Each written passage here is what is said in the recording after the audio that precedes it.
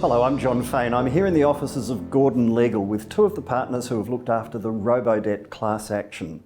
Peter Gordon from Gordon Legal and James Norton. Good morning to you both. Good morning, John. Explain to us how this case started, Peter. What's it about? Why are we here? It's a claim for people who have had money taken off them by the Commonwealth Government who previously received a range of Centrelink benefits. And they had the money taken off them because the Commonwealth Government used an income averaging scheme using data that they collected from the tax office. It was a yearly averaging of data from the tax office, but applied to people who, in the overwhelming majority of cases, received benefits for a period within that 12 months. So the averaging was not accurate. How do you measure how much they might be worth? Well, it's a good question, and it's something that will need to be worked out either between us and the Commonwealth or by the court eventually. And I think one of the things that really struck us is when we announced the class action investigation, thousands of people started calling this firm, telling us their stories about their experience.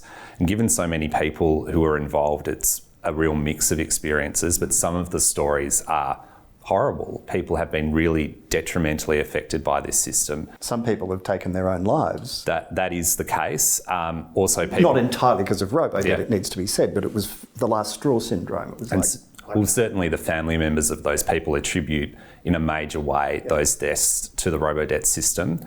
You also have people who had to make very difficult choices about paying back a debt or paying their mortgage or paying their bills, keeping the power on, and those sorts of financial choices that have really impacted people. One other issue that's important here is that the Attorney General, Christian Porter, who's been sent to clean up this mess, he said on television the other day he didn't want to apologise because it was a legal complication. While there's mediation and the court proceedings are on foot, it would go against them.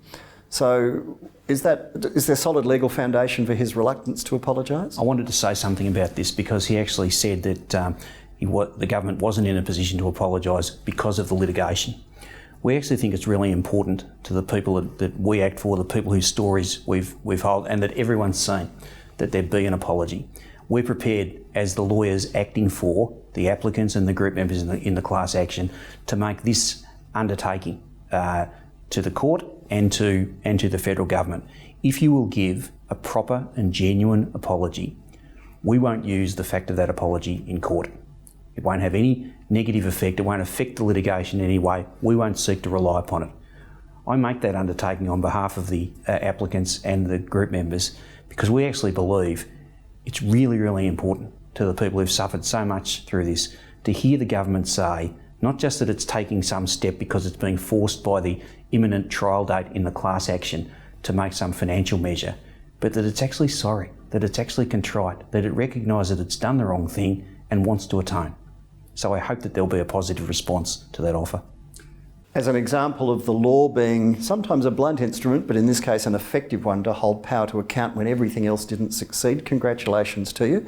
And if there are people who are wondering exactly where you stand, Gordon Legal would be very happy to receive your questions, your inquiries, and hopefully sometime down the track we'll be able to give you more information as events continue to unfold in this remarkable class action over Robodebt.